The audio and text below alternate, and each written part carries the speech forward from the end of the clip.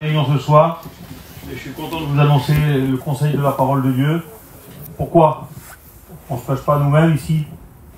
On donne des bons conseils, c'est vrai, il y a des pères de famille qui sont là. Hein, et puis ils peuvent donner des conseils à des jeunes, parce qu'ils ont été jeunes avant vous. Et on a déjà passé par des choses que vous passez certainement aujourd'hui. On connaît un peu plus la vie que vous. Et c'est normal ça. Mais c'est pas ça qu'on va parler ce soir.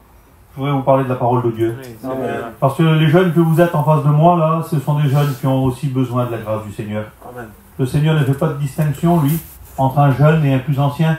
Vous savez, quand le Dieu du haut des cieux, c'est ce qu'elle dit la Bible, regarde du haut des cieux s'il y a quelqu'un qui soit intelligent. Qui c'est qui est intelligent ici ce soir? Amen. Amen. C'est une drôle de question, hein. Des fois, on se croit intelligent, et les gadgets disent ça, on mesure notre intelligence par notre propre intelligence. Ça veut dire qu'on se croit toujours malin. Tout le monde ne se croit pas bête, mais en vérité, c'est pas ça. La parole de Dieu, elle dit qu'il regarde du haut des cieux, voir s'il y a quelqu'un qui soit intelligent, qui cherche Dieu. Amen. Amen. Être intelligent pour Dieu, c'est le rechercher. T'as beau être peut-être le plus intelligent de tous, ou le moins intelligent de tous, au niveau des hommes, c'est pas ça qui va compter. Ce qui va compter, c'est si tu le recherches ou pas. La Bible dit ça dans le livre de l'Ecclésiaste au chapitre 12. Il dit, jeune homme, jeune fille, marche dans les voies de ton cœur et selon les regards de tes yeux. Réjouis-toi pendant les jours de ta jeunesse.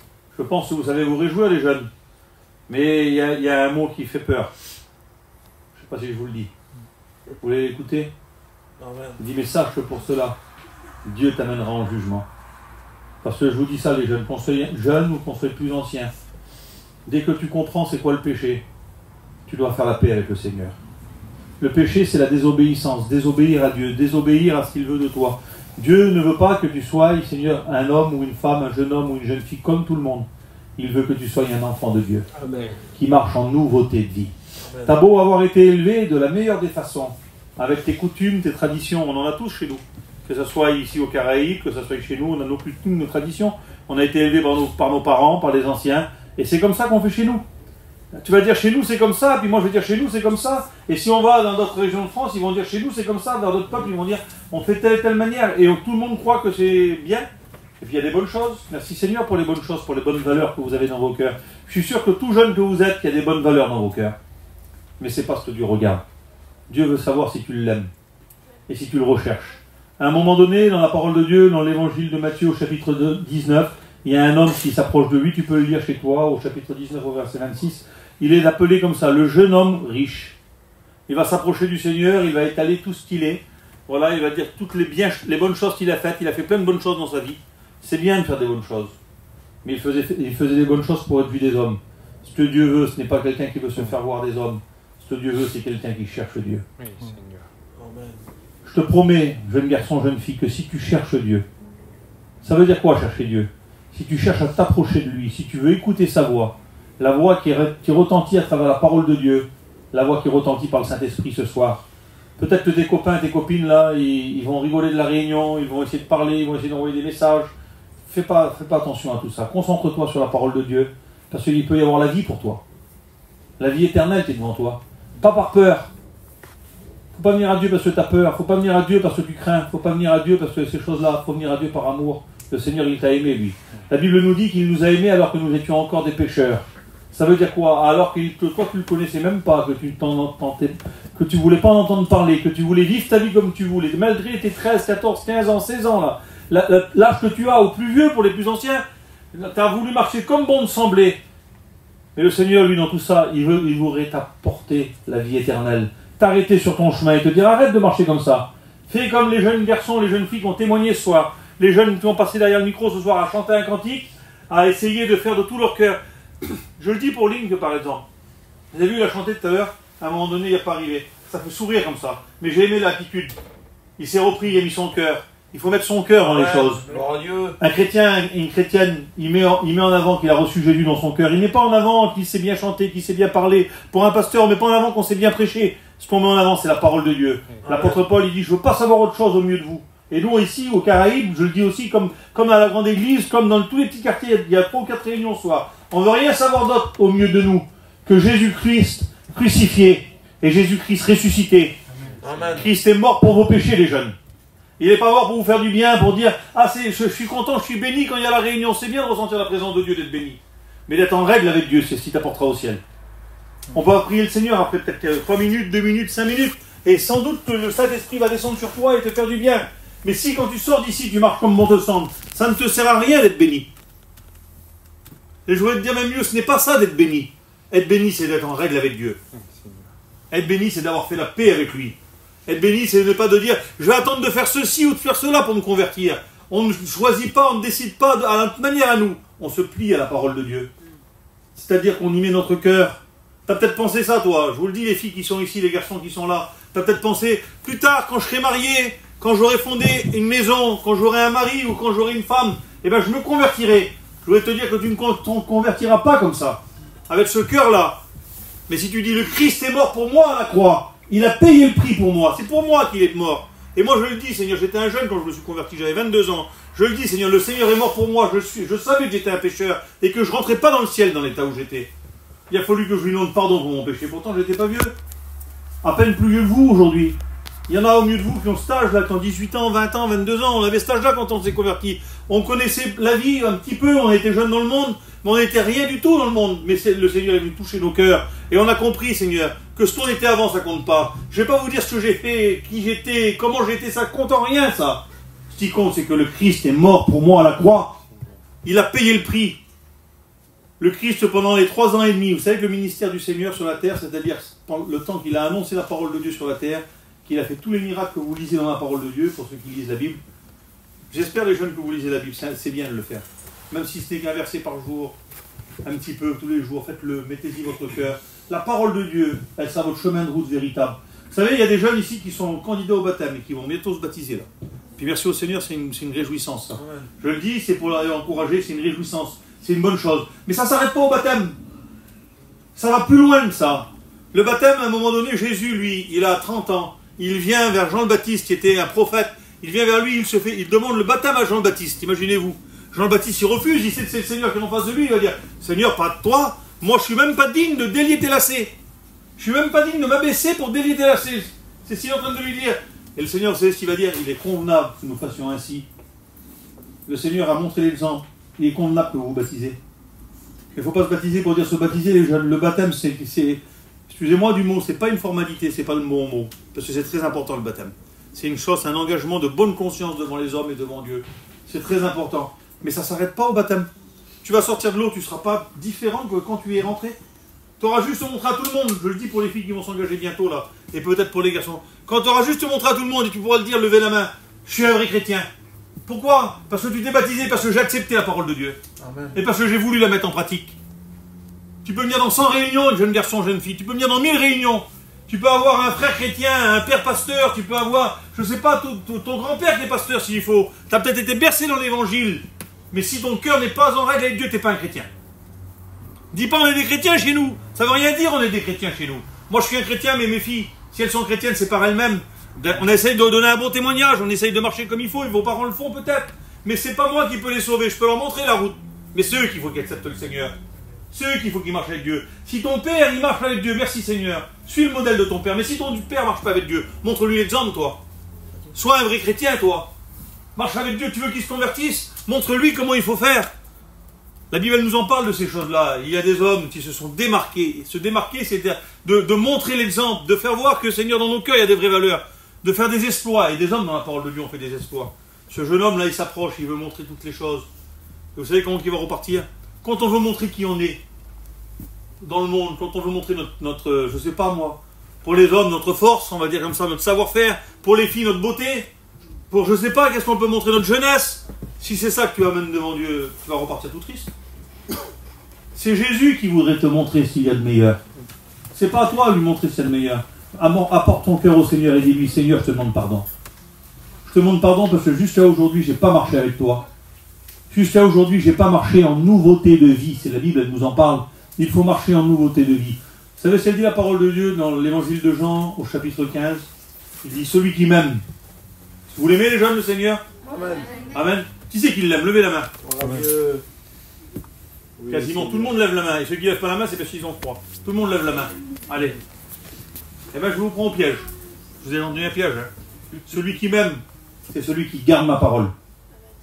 Ça ne sert à rien de dire que tu l'aimes si tu ne gardes pas sa parole. Ça veut dire que ce n'est pas vrai. Tu peux dire comme ça, j'étais vers un homme il y a quelques jours en arrière, puis il disait, moi le Seigneur je l'aime, mais je ne veux plus le suivre. Et je disais, tu l'aimes pas. Vous comprenez bien? C'est comme si je vous dirais, tiens, je vais prendre l'exemple de Rudy, je ne vais pas prendre l'exemple de Jérôme, voilà, il y a toute sa famille qui est là, mais je vais prendre l'exemple de Rudy. Ben oui, c'est vrai, je vais prendre l'exemple à Rudy. C'est comme s'il dirait, moi, c'est comme si sa femme elle dirait, moi je l'aime à Rudy, mais je ne veux plus le suivre. Fasse sa vie de son côté, moi la vie du mien. Ça va pas. Ça s'appelle un divorce, exactement. Oui, c'est vrai, tu as raison. Le Seigneur, lui, voudrait que tu sois. Il voudrait être ton fiancé, le Seigneur. C'est ce que la Bible vous parle. Vous le savez, les filles, ça. Vous savez, les garçons. Il dit que nous sommes l'épouse du Christ, nous sommes sa fiancée. C'est à l'image, hein, c'est une image qu'il donne le Seigneur, en voulant dire l'image de quelque chose de fort, d'aimer plus que tout. Christ t'a aimé plus que tout, et il a donné sa vie pour toi. À ton tour, il voudrait que tu le suives. Seigneur, que tu sois la plus belle, le plus beau pour lui. Parce que le Seigneur, il t'a aimé jusqu'au bout. Et il a donné sa vie pour toi. Le Seigneur, il est allé à la croix pour nous. Il a marché pendant 3 ans et demi sur la terre. Je ne veux pas être très long, les jeunes, dans 5 minutes, j'ai fini. Mais je voudrais vous dire ces mots-là. C'est des mots importants. Et je voudrais que tu les écoutes. Tu veux les écouter? Amen. Le Seigneur, lui, il a marché pendant 3 ans et demi. La Bible, elle nous dit ça dans l'évangile de Jean, au chapitre 21. Si on devrait écrire tous les miracles qu'il a fait, toutes les bibliothèques du monde, tous les livres du monde ne pourraient pas les contenir, tellement il en a fait pendant 3 ans et demi. Je te donne un petit exemple pour que tu comprennes, et puis c'est intéressant de comprendre les choses. On prend l'évangile de Jean, par exemple. Dans l'évangile de Jean, il y a 21 chapitres. C'est long, l'évangile de Jean. C'est 15 jours du ministère du Seigneur. Ça fait pas beaucoup, hein. Il y a eu 3 ans et demi de ministère. Imaginez-vous, hein, il y a eu 1260 jours de ministère minimum. 15 jours de son ministère, 21 chapitres. Des dizaines de miracles et de guérisons. Le Seigneur est béni, il agit. Et ce soir, il agit encore. Et quand le Seigneur a fini son ministère sur la terre, vous savez comment il va le finir? On va le mettre sur un piédestal.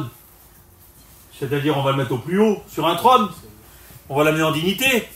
Il a guéri des centaines de personnes. Il a béni des milliers de gens. Il a nourri des milliers de personnes. Il a prêché à des centaines de milliers de personnes. La Bible nous dit que les foules venaient en lui par milliers. Alors, il y a des moments, il nourrit 5000 hommes sans compter les femmes et les enfants.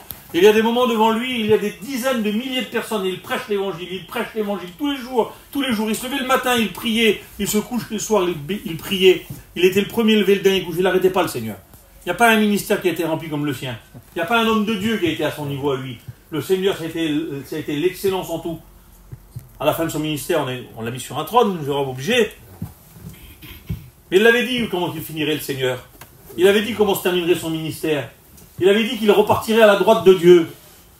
Le soir avant de partir, il va dire, Seigneur, je retourne à toi. Je reviens. Il a quitté le ciel pendant 33 ans pour te bénir. Il est venu sur terre pour accomplir le salut de l'humanité, le tien, le mien. Et il s'est donné à la croix. Il le dit le Seigneur dans l'évangile de Jean, chapitre 12, au verset 34. Quand j'aurai été élevé entre ciel et terre. Élevé entre ciel et terre. Comment on fait pour s'élever entre ciel et terre? Vous voulez? Si je m'élevais entre ciel et terre, comment je fais moi? Faut que vous me portez, il y a quelque chose comme ça. Oui, le Seigneur est en train de le dire. Quand j'aurai été élevé entre ciel et terre, j'attirerai tous les hommes à moi. Et je voudrais te dire que c'est l'amour de Dieu qui t'a attiré aujourd'hui, ici. Tu es peut-être venu pour tes copains, tes copines. Tu es peut-être venu pour faire plaisir à quelqu'un ou parce qu'il fallait que tu sois là. Mais le Seigneur, il t'a attiré à lui. Et c'est par des cordages d'amour qu'il t'a attiré à lui. Amen. Et la Bible nous dit que c'est l'amour de Dieu qui nous pousse à nous repentir, à lui demander pardon. Élevé entre ciel et terre, il attirera tous les hommes à lui. Comment il a été élevé entre ciel et terre? Comment il a été élevé, les frères? C'est à la croix qu'il a été élevé entre ciel et terre. Il méritait d'être sur un trône, mais lui, on lui a donné la croix. Il s'est offert tout entier. Et vous savez, quand il était à la croix, la Bible nous dit qu'il était tellement on l'avait frappé avant qu'il monte à la croix, il n'avait plus le visage qui était semblable à un visage d'homme. Il était défiguré, pour toi, pour moi. Parce que c'est ce que nous méritons, nous, à cause de nos péchés. Mais le Seigneur, lui, a donné sa vie pour nous. Pourquoi il a donné sa vie? Parce que si le Seigneur ne payait pas pour nous, si le sang innocent n'était pas versé, laisse-moi te dire que le prix du péché nous amenait en enfer. Mais à cause que le sang innocent a été versé, il a payé le prix de ton péché et du mien. C'est important ce que je vous dis, je sais, c'était pas facile à comprendre pour des jeunes, mais le Saint-Esprit est assez puissant pour te le faire comprendre ce soir. Ouais. C'est parce que dans ton cœur à toi, tu ne pouvais pas aller au ciel comme tu es. Il est venu, lui, et il a payé la dette de ton péché. Parce que la Bible nous dit que la voix du sang réclame son salaire. Et le salaire du péché, la Bible nous dit que c'est la mort éternelle. La mort, pas la mort qui va se faire sur la terre, mais la mort qui nous amène loin de Dieu. Oui, le salaire du péché, c'est-à-dire le prix. Quand tu travailles, tu mérites un salaire. Et on se lève, nous les hommes, pour aller travailler tous les jours parce qu'on veut notre salaire.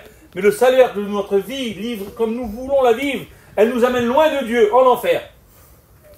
Le salaire du péché, c'est la mort. Mais le don gratuit de Dieu, c'est la vie. Soyez sérieuses, les filles, derrière. Soyez sérieuses. Écoutez la parole de Dieu, c'est important. Le Seigneur, lui, il a payé pour toi. Il a payé pour toi. Et quand il a été à la croix pour toi, la Bible nous dit qu'on ne l'a pas pris sa vie. C'est le Seigneur qui le dit. On ne prend pas ma vie. Je la donne. Quand on aime, on n'a pas besoin de venir nous prendre. On donne quand on aime. On pourrait, je le dis aux pères de famille, là, dites-moi si c'est pas vrai. Vous donnez pas votre vie pour vos enfants. Quand on aime, on donne. Et le Seigneur lui a aimé, a aimé, a aimé. C'est donné pour toi. Ne dis pas, je suis venu passer un moment à la réunion. Dis pas, je suis venu encore, Seigneur, pour passer un moment à voir les jeunes. Le Seigneur, il t'a attiré ici et il voudrait te le dire. C'est pour toi, jeune garçon, c'est pour toi, jeune fille, que je suis mort. C'est pour toi que j'ai payé. C'est pour ton péché. C'est pour ce que tu as fait. C'est pour comment tu as pensé. C'est comment tu as agi dans ces temps qui ont passé là. C'est à cause des choses que tu fais et que tu commets et que tu pratiques. C'est à cause de ces choses-là que je suis mort à la croix. Le Seigneur, quand je me suis approché de lui, c'est ça qu'il m'a dit. Je suis mort pour ton péché. Laisse-moi te dire que quand on se retrouve face au Seigneur, avec notre péché, on n'est pas fier. Si tu crois que tu mérites le ciel, tu t'es trompé, tu n'iras jamais au ciel. Si tu crois que tu es le meilleur des chrétiens, la meilleure des chrétiennes, tu n'iras pas au ciel. Nous ne sommes pas les meilleurs, nous sommes les plus petits. Seigneur, mais le Seigneur nous a aimés. Amen. Il a été élevé entre ciel et terre. La Bible nous dit qu'il a donné ses mains. Il a donné ses mains et on lui a percé. Sa barbe a été arrachée.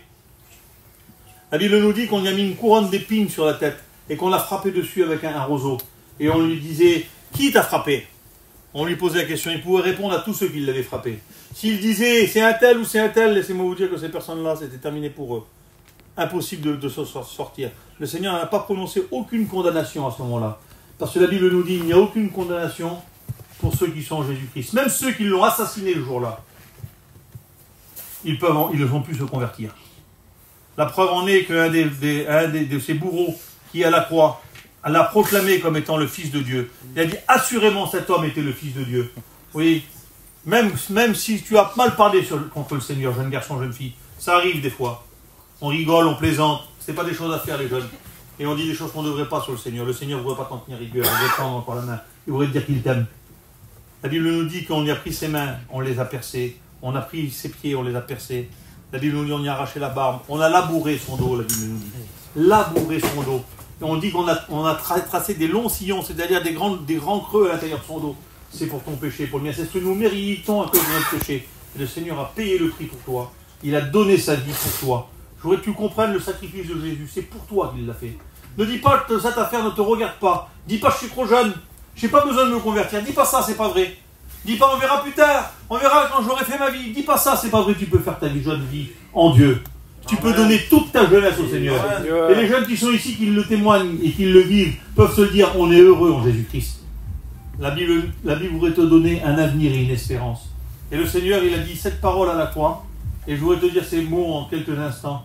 Il a dit, Père, pardonne-leur, car ils ne savent pas ce qu'ils font. Peut-être jusqu'à aujourd'hui, tu ne savais pas que Jésus était mort pour ton péché, à cause de ton péché. Mais si, il voudrait te le dire. Si tu te tournes vers moi, je demanderai à mon Père de te pardonner. Parce que la Bible nous dit que nous avons un avocat. Le Seigneur, il plaide pour nous. Ça veut dire quoi? Il nous défend devant son Père. Si tout voudrait te condamner, si ton péché te condamne, la Bible nous dit que là où le péché a abondé, la grâce, elle surabonde. Le péché, c'est abondant. C'est-à-dire, il y en a beaucoup. Mais la grâce, elle va plus loin de ça. Elle peut te pardonner de tout ce que tu as commis. Si ton péché est rouge comme le cramoisi, il voudrait te rendre blanc comme la neige. Le Seigneur a payé pour toi à la croix. Et il dira ces mots-là. Et c'est pour ça que notre salut peut être accompli aujourd'hui. Pardonne-leur parce qu'ils ne savent pas ce qu'ils font. À la Bible, il va dire j'ai soif. Le Seigneur, lui, il a soif. Il voudrait, Seigneur, se désaltérer en toi. Comme toi, tu pourrais te désaltérer en lui. Le Seigneur, il t'aime. Et puis, je ne voudrais pas te dire tous les 7 mots de la croix, mais le dernier des mots, les dernières des paroles qu'il va dire à la croix, il va dire tout est accompli. Oui, Seigneur. Et Père, je remets mon esprit entre tes mains. Le Seigneur a tout accompli pour toi. Tu n'as rien besoin de faire, jeune garçon. Amen. Ça veut dire quoi? Tu n'as pas besoin de marcher en Dieu? Si, tu as besoin de marcher en Dieu. Mais pour le salut, tu n'as rien besoin de faire. Tu as juste à dire Seigneur, je veux aussi de ce salut. Je te demande pardon pour mon péché. Seigneur, c'est pas dur de demander pardon. T'as jamais demandé pardon à, je sais pas, ton frère, ta soeur, ta mère, ton père? T'as jamais demandé pardon? C'est facile de demander pardon. Il y en a qui sourient, soit peut-être qu'ils l'ont fait il n'y a pas longtemps. Eh bien, il faut savoir demander pardon. Et le Seigneur, lui, il accepte le pardon. Il pardonne, le Seigneur. Amen. Et c'est seulement par amour qu'il le fait. Vous savez, quand nos petits... Ouais, excusez-moi, je prends l'exemple des parents. Mais quand on pardonne nos enfants, pour une chose qui n'est pas bien, des fois, on fait un petit peu les méchants, vous avez vu. On crie un petit peu, on punit, parce que c'est pour votre bien qu'on le fait. Croyez pas que c'est par... Croyez pas que les parents, ils engueulent les enfants, qu'ils les punissent, c'est pour ça leur fait plaisir. C'est parce que c'est nécessaire. Ça s'appelle de l'éducation, ça. Il faut qu'on le fasse pour pas que vous fassiez mal plus tard, parce qu'on veut que vous soyez les meilleurs. Mais le Seigneur, lui, veut que tu sois le meilleur. Amen. Et le Seigneur ne lui condamne pas. Oui, il te tend la main aujourd'hui. Tu peux être un vrai chrétien dans ta jeunesse. Le Seigneur a payé pour toi. Il a donné sa vie pour toi. Le salut est accompli pour toi. Alors dans cette soirée, je voudrais qu'on prie le Seigneur. Le Seigneur va mourir à la croix. La Bible nous dit que 3 jours après, il va ressusciter et qu'il est parti auprès du Père nous préparer une place afin que là où il est, nous y soyons aussi. Le Seigneur voudrait t'amener avec lui. Bientôt Jésus vient chercher son Église. Bientôt, il vient chercher son Église. La Bible nous dit qu'il descendra du ciel et il viendra chercher son Église. Et il nous attirera à lui, auprès du Seigneur, à la rencontre du Seigneur dans les airs. Le Seigneur voudrait sauver ta vie. Seigneur, le Seigneur voudrait sauver ton cœur. Il voudrait t'attirer auprès de lui. Tu peux lui donner ta vie, jeune garçon, jeune fille. Tu as la possibilité ce soir. Je termine par ce mot-là, pour te dire que tu as la possibilité. À tous ceux qui ont cru en son nom. Qui c'est qui croit en le Seigneur? Amen. À tous ceux qui ont cru en son nom, à tous ceux qui l'ont reçu, il donne le pouvoir de devenir enfant de Dieu. Amen. Tu as le pouvoir d'être un enfant de Dieu ce soir. Si tu ne l'es pas encore, si tu n'y appartiens pas encore, si tu n'as pas fait encore la paix avec lui, ce soir, si tu crois dans ton cœur que Jésus est le Fils de Dieu et qu'il est mort pour toi, si tu lui demandes pardon pour ton péché, tu as le pouvoir de devenir un véritable chrétien. Alors on va prier le Seigneur. Amen.